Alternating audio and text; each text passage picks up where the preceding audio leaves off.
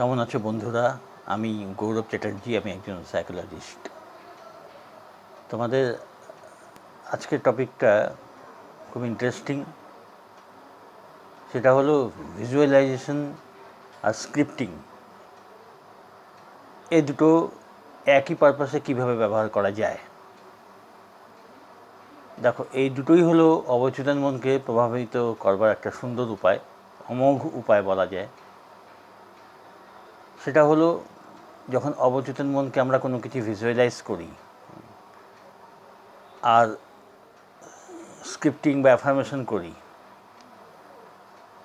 তখন ওই একই সাবজেক্টের উপর তখন সেটা খুব ভালোভাবে প্রমিনেন্টলি কাজ করে। এই জন্য এটাকে অমোঘ উপায় বলছি। যারা ভিজুয়ালাইজেশন সম্বন্ধে খুব ক্লিয়ার ধারণা নেই,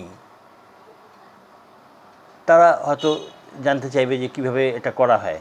তো ভিজুয়ালাইজ মানে কি? কল্পনা করা। কল্পনা একটা কোনো চিত্র, ছবি দেখা। তো এটা করা যায় যে নিজের উন্নতির জন্যই তো এগুলো করা। তো প্রথমে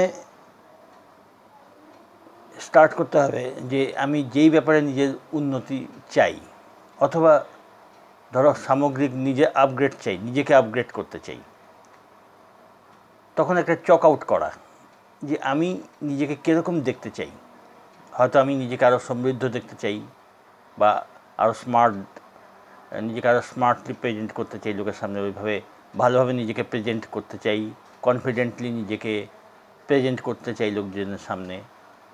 অথবা ওভারঅল একটা আগের থেকে আপগ্রেড, ঠিক যেই জিনিসে আমি চাইছি, নিজেকে ব্যক্তিত্ব সম্পন্ন আরও দেখতে চাইছি। তো ওটা আগে একটা নোটবুকে ক্লিয়ারলি যেটা চাই, যেভাবে চাই নিজেকে, ওইভাবে একটা চক আউট করা, একটা লিখে রাখা।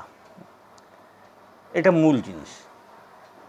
তারপরে কি হবে না, কোনো একটা জায়গায়, হয় শুয়ে নিরিবিলি জায়গায় যেখানে কেউ বিরক্ত করবে না, সেখানে স্থির হয়ে বসে শরীরটাকে এলিয়ে দিয়ে, যেমন ইজি চেয়ার হলে ভালো হয়, অথবা শুয়েও করা যায়, কেউ বিরক্ত করছে না, ওখানে চোখ বন্ধ করে কল্পনায় নিজেকে ঠিক যেমন লিখেছি, যেই জিনিস আমি উন্নতি চাইছি, সেই ব্যাপারে চোখ বুজে অনেকটা মেডিটেশন করার মতনই স্থিরভাবে ওই অবস্থায় নিজেকে এনে কল্পনায় নিজের ছবিটা দেখতে হবে ওরকম। আর ফিলিংস নিয়ে আমি নিজেকে কনফিডেন্ট দেখাতে চাইছি, তো ভেতরে কনফিডেন্সের ভাবটা আনতে হবে। কারণ অবচেতন মনে আমাদের কী করে, সত্যি মিথ্যে জানে না, তাকে ফিলিংস দিয়ে, মানে নিজের ভেতরকার আবেগ দিয়ে, অনুভূতি দিয়ে যদি কোনো একটা জিনিস দেখানো হয়, অবচেতন মন ফট করে ওটা নিয়ে নেবে এবং ওটাকেই বাস্তবে তোমার সামনে এনে দেবে, তোমার ওই কন্ডিশন। তো ওই জন্যে এটাই ম্যাজিক।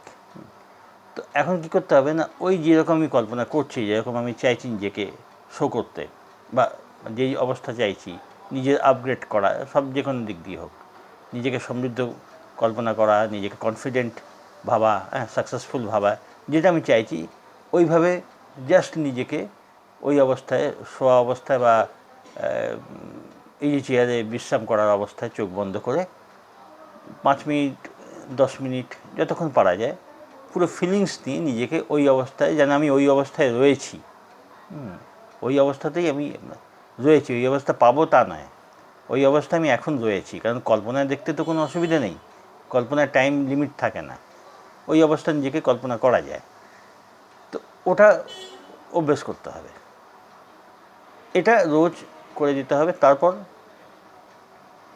নোটবুকে ঠিক যেমন চাইছি, যেমন কল্পনা করলাম, ও তো প্রথমে তো চক আউট করতে হবে, তারপরে ওটা ডিটেলসে লিখতে হবে, কিছু কিছু করে, কয়েক লাইন করে, নিজের আপগ্রেডেশন, নিজেকে আপগ্রেড করছি, নিজের আপগ্রেডেশনটা লিখতে হবে যে আমি নিজেকে আপগ্রেড করতে চাই, এবং আমার নিজে খুব উন্নতি বুঝছি, মানে যেটা প্রেজেন্ট টেন্সে করা যায়, ওই প্রেজেন্ট টেন্সে লিখতে হবে কিছু কিছু করে। আমি খুব কনফিডেন্ট, আমার কনফিডেন্স প্রতিদিন বাড়ছে, আমি খুব সমৃদ্ধির জন্য করতে চাই, আমি খুব সমৃদ্ধ, আমার চতুর্দিক দিয়ে আমার সমৃদ্ধি বাড়ছে, লোকে আমাকে খুব রেসপেক্ট করছে, এইসব জিনিসগুলো আর কি প্রতিদিনই কিছু কিছু করে, কয়েক লাইন করে করে, যেন ওটা ওই অবস্থায় তুমি রয়েছো, যেমন কল্পনা করছো যে তুমি ওই অবস্থাতেই রয়েছো, লিখবার সময় ঠিক প্রেজেন্ট টেন্সে যেন ওই অবস্থা তুমি এনজয় করছো, ওইভাবে ওই সাবজেক্ট নিয়ে, যেই সাবজেক্ট তুমি চাও,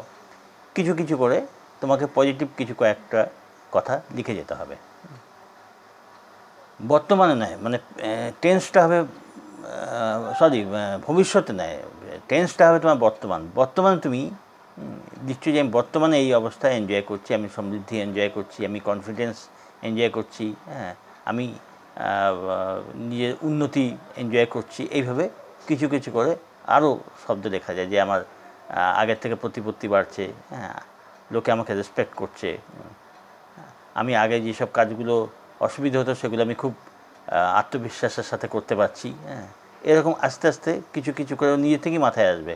তখন প্রতিদিন কিছু কিছু করে অল্প অল্প করে এটা লিখে যেতে হবে। আর ভিজুয়ালাইজেশন, তো এইভাবে প্র্যাকটিস করে যেতে থাকলে, তো স্ক্রিপ্টিংটা অনেক ধরনের স্ক্রিপ্টিং হয়। সাধারণভাবে স্ক্রিপ্টিং এটাই, যেটা আমি চাইছি, যেমন হতে চাইছি, সেটা কিছু কিছু করে তার সম্বন্ধে পজিটিভ কথা বর্তমান টেন্সে, প্রেজেন্ট টেন্সে লেখা। এটি সাধারণভাবে স্ক্রিপ্টিং আর সাধারণ ভিজুয়ালাইজেশন এটাই। তো এটা কয়েক সপ্তাহ যদি প্র্যাকটিস করে যাওয়া যায়, তো আস্তে আস্তে আস্তে কয়েক সপ্তাহ পরে ব্রেন ওগুলো নেয় এবং তারপর নিজের পরিবর্তন নিজেই বোঝে যায় আস্তে আস্তে।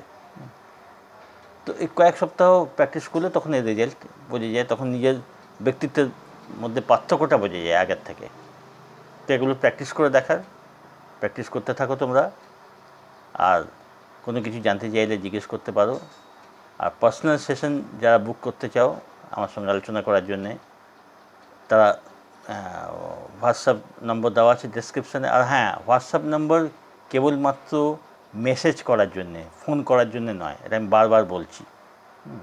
ওটা মেসেজ করে হোয়াটসঅ্যাপ নম্বরে তোমাদের যা কিছু আছে, যারা সাবলিমিনালস তৈরি করাতে চাও, ওতেও অনেক উপকার হয় মনের, তারাও জানাতে পারো। যারা কাউন্সেলিং করতে চাও জানিও, ওই মেসেজ করে জানিও, হোয়াটসঅ্যাপ নাম্বারে ডেসক্রিপশানে দেওয়া আছে।